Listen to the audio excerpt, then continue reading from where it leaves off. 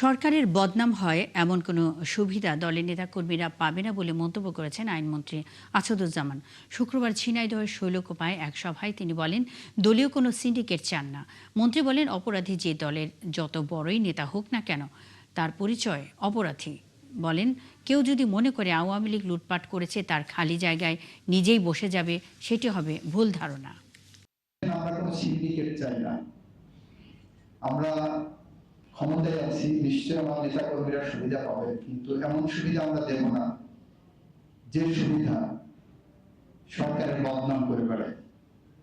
একজন চাঁদাবাজ হাসপাতালে এসে যদি চাঁদাবাজি করে, সেটা তার ব্যক্তির লাভ হতে পারে, কিন্তু এই চাঁদাবাজের কারণে আমার সরকারের উপরে যে কালিমা লিপ্ত হবে, সেই কালিমা সরকার নেবে না।